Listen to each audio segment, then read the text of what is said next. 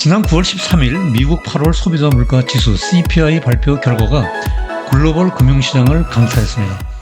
특히 인플레이션이 예상보다 장기화될 것이라는 공포 속에 뉴욕 증시 3대 지수가 모두 급락했습니다. 그러나 이미 지난 6월까지 미국의 S&P 500과 나스닥 지수, 그리고 우리나라의 코스피와 코스닥 지수 모두가 20% 이상 하락하여 공식적인 약세장에 진입했습니다. 최근 베어마켓 랠리가 잠시 있었기는 했지만 고공행진하는 인플레이션과 9월 FOMC에서 75bp 이상의 기준금리 인상 가능성 등으로 불확실한 시장 상황은 여전히 계속되고 있습니다. 그러나 약세장은 투자자들에게 위기이긴 하지만 역발상으로 보면 부자가 될 수 있는 최선의 기회이기도 합니다. 따라서 오늘 포커스 금대톡은 두 가지 투자 유형의 구분, 장기 적립식 투자의 5가지 함정과 약세장에서 성공 투자 전략에 대해서 살펴보도록 하겠습니다. 영상 끝까지 시청해 주시고 구독과 좋아요 미리 감사드립니다.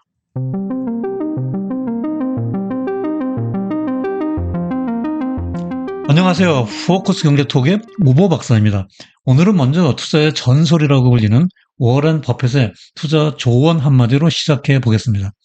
버핏은 변동성 장세에서는 매매 타이밍을 잡기보다는 평균 매입 단가, 즉 달러 코스트 에버리징으로 투자하라라고 말하며 적립식 투자를 강조했습니다. 이 용어에 대한 개념과 의미를 구체적으로 살펴보겠습니다.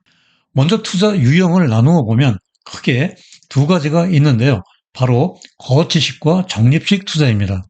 거치식 투자는 여기 왼쪽 그림에서처럼 일시금 투자이므로 매입 단가가 팔 때까지 변하지 않습니다. 반면에 적립식 투자는 여기 오른쪽 그림에서처럼 일정 횟수만큼을 분할하여 투자하게 되므로 수익률 산정 시 평균적인 매입 단가가 적용됩니다. 그러면 두 가지 투자 방식의 수익률은 어떻게 계산되는지 간단한 예를 들어 설명해 보겠습니다. 먼저 여기 뽀시기가 말합니다. 나 15만 원을 거치식으로 투자할 거야.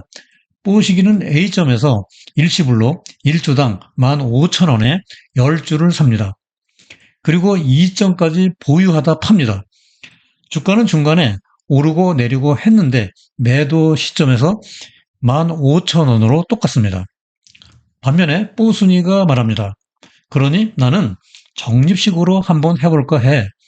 뽀순이는 15만 원을 5회로 나누어 매회 3만 원씩 투자합니다. 그동안 주가는 바닥 시점 5,000원까지 떨어졌다가 마지막 2점에서 원래 주가를 회복했습니다. 이제 뽀시기와 뽀순이의 투자 수익률을 비교해 봅시다. 거치식으로 투자한 뽀시기의 수익률은 제로 0%로 본전밖에 되지 않습니다. 반면에 적립식으로 투자한 뽀순이의 수익률은 무려 60%나 됩니다. 그 이유는 버핏이 조언하는 평균 매입 단가가 떨어져 보유 주식수가 16주로 늘어났기 때문입니다. 이것이 바로 하락장에서 마법과도 같은 적립식 투자의 힘입니다. 그러나 시장은 계속 하락만 하지는 않습니다. 그렇습니다. 시장은 언제나 황소와 곰이 힘겨루기를 하지요. 이렇게 언제나 오르락 내리락 하는 시장에서 장기 적립식 투자도 언제나 만능이 아닙니다. 여기에 5가지 함정이 있습니다. 첫째, 왼쪽 그림에서 주가가 스트레이트로 상승하면 초록색의 거치식 이익이 빨간색의 적립식 이익보다 더 큽니다. 적립식 평균 매입 단가가 거치식보다 더 높기 때문에 상대적으로 손해를 보게 됩니다.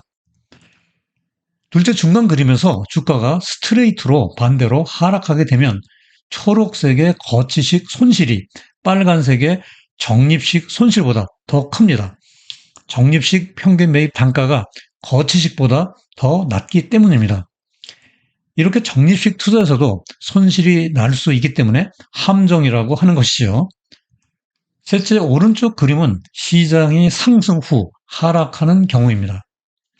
A점에서 상승하다 B점에서 고점을 찍고 D점까지 하락합니다. 이때 거치식은 초록색 선만큼 상대적으로 작은 손실이 납니다. 하지만 적립식은 C점에서 D점까지 하락하므로 빨간색 선만큼 더 큰 손실이 납니다.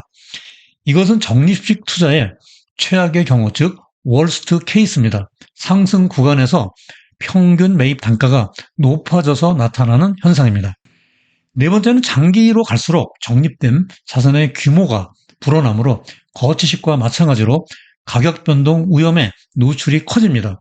이른바 돈을 굴릴수록 커진다는 스노우볼 효과의 역이라고 할 수 있겠습니다. 따라서 이에 대한 위험 관리가 필요하고요. 자세한 사항은 뒤에 나오는 약세장에서 성공 전략을 참고하시기 바랍니다.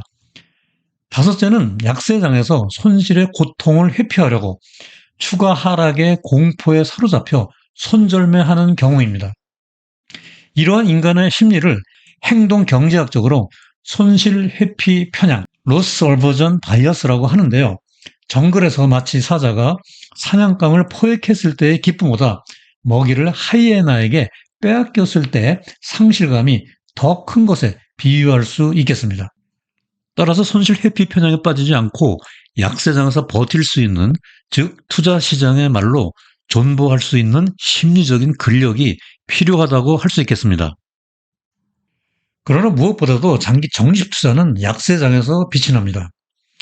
이미 지난 6월까지 미국 나스닥, S&P 500 지수와 국내 코스피와 코스닥 양대 지수가 모두 하락하여 공식적인 약세장에 진입했습니다.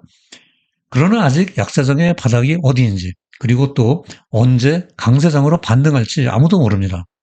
시장은 여전히 매우 불확실하고 두렵지만 바로 이때가 장기 적립 투자의 함정을 피해가면서 분할 매수하여 나중에 강세장으로 전환되었을 때 큰 수익을 낼 수 있는 절호의 찬스입니다. 여기 그림을 한번 봅시다. 시장이 A점에서 약세장에 진입하고 B점에서 저점을 찍고 적립식 평균선인 C점에 도달하게 됩니다. 그 이후 약세장 구간을 탈출하여 강세장으로 반전되고 D점까지 상승하게 됩니다. 이때 적립식은 평균선 이상의 빨간색 선만큼 큰 이익이 납니다. 거치식도 작기는 하지만 초록색 선만큼 이익이 납니다. 그러나 적립식의 투자 수익률이 더 높습니다. 평균 매입 단가가 낮아졌기 때문이죠. 이때 장기 적립식 투자의 효과가 극대화되므로 베스트 케이스라고 할 수 있습니다. 바로 현재 시장 상황에 적용될 수 있는 경우의 수라고 할 수 있겠습니다. 여기 이 표는 1957년부터 2020년까지 S&P 500 지수 기준으로 약세장을 분석한 자료입니다. 이 기간 동안 총 12번의 약세장이 있었는데요. 대부분 1년 이내에 상승장으로 반전되었습니다. 다만 예외적으로 1973년 오일 쇼크, 2001년 닷컴 버블 붕괴, 2008년 글로벌 금융위기 때 큰 손실이 났습니다. 하지만 정도의 차이는 있지만 현재 상황과 닮은 꼴이라고 할 수 있는 1980년대 초반과 비교해 볼까요? 그 당시 인플레이션 파이터 볼커는 기준금리를 혹독하게 20% 이상 인상했었죠. 그러나 1982년 약세장에서 S&P 500은 오히려 1년 이내에 30.4% 상승했습니다. 과거 63년간 역사적 평균값으로 약세장에 진입한 이후 1년 이내에 23.9%의 수익률을 실현했습니다. 따라서 곧 지나갈 현재의 약세장을 두려워하지 말고 앞으로 다가올 강세장을 바라다 보아야 합니다. 리처드 바크의 갈매기의 꿈에서처럼 항상 높이 나는 새가 멀리 볼 수 있기 때문입니다. 역사적으로 더 길게 기간을 확장해보면 우여 같은 주장이 더욱 설득력을 가지게 됩니다. 이 표는 S&P 500 지수를 기준으로 대공황이 발발한 1929년부터 2021년까지 92년간의 데이터를 분석한 결과입니다. 평균 수익률은 강세장 114%, 약세장 마이너스 37%로 상승폭이 하락폭의 3배 이상 컸습니다. 평균 지속 기간도 각각 약세장 9.3개월, 강세장 2.7년으로서 강세장이 약세장보다 3배 이상 길었습니다. 92년 동안 78%는 강세장이었고 약세장은 22%에 불과했습니다. 물론 과거가 미래에 그대로 반복되지는 않겠지만 이상의 데이터 결과를 종합해보면 강세장이 약세장으로 기울 때가 가장 위험하다. 그러나 약세장에서 바닥을 찍고 강세장으로 반전될 때가 최고의 투자 수익률을 창출할 수 있는 최선의 기회다라고 할 수 있겠습니다. 자, 이제 약세장에서 성공 투자 전략을 포커스 포인트로 정리해 보겠습니다. 첫째, 약세장은 공포 시장이 아니라 장기 적립식 투자의 함정을 피해서 역발상 투자로 시간의 분산 효과와 평균 매입 단가 최소화로 강세장 전환 시 수익률을 극대화할 수 있는 최선의 투자 기회를 제공한다. 둘째, 그러나 약세장의 바닥은 그 누구도 알 수 없으므로 장기 전략적 자산 배분으로 분할 매수하여 포트폴리오를 구성해 나가고 강세장 전환 후 자산 규모가 불어나면 거치식처럼 가격 변동 위험이 커지므로 전술적 자산 배분에 의한 익절이나 시장 상황에 따라 리밸런싱이 필요하다. 셋째, 상장 지수 펀드, ETF, 대표적인 예로 S&P 500 지수의 스파이, 나스닥 100 지수의 QQQ는 안정성, 유동성, 우연관리 측면에서 직장인들의 목돈 마련, 은퇴 예정자들의 노후 자금 준비 등 장기 적립식 투자 상품으로 적합하며 국내에서도 원화로 투자가 가능하니 참고하시기 바랍니다. 세계적으로 명성이 있는 투자가 중에 한 사람인 짐 로저스는 나는 항상 상장 지수 펀드 ETF로 투자한다.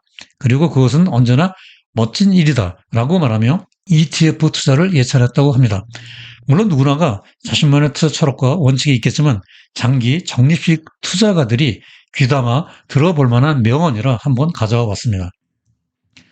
우리나라 속담에 부자 3대 못 간다는 말이 있지요. 그러나 여기 이 책을 보면 예외가 있다는 것을 알 수 있습니다. 이 책은 할아버지부터 손자에 이르기까지 3대에 걸친 데이비스 투자 가문의 성공 투자 이야기를 담고 있는데요. 할아버지 쉘비 데이비스는 매우 독특한 경력을 가지고 있습니다. 그는 포브스가 선정한 400대 부자 명단에 오를 정도로 투자에 성공했고 닉슨 대통령 때 스위스 대사를 지낸 외교관이기도 했습니다. 데이비스는 말합니다. 약세장은 사람들에게 많은 돈을 벌게 해준다. 단 사람들이 그 당시에는 그 사실을 모를 뿐이다. 정말 요즘과 같이 약세장에 빠져있는 시장 상황에서 모든 투자가들이 귀담아 들어야 할 촌철살인과 같은 투자 명언이라고 할 수 있겠습니다. 이 말 한마디에 오늘 제가 강의한 영상의 의미가 모두 담겨져 있는 것 같습니다. 여기 블로그 우보의 경제나무 링크에 들어가면 영상의 전체 방송 대본을 읽어볼 수 있으니 많이 활용해 주시고요.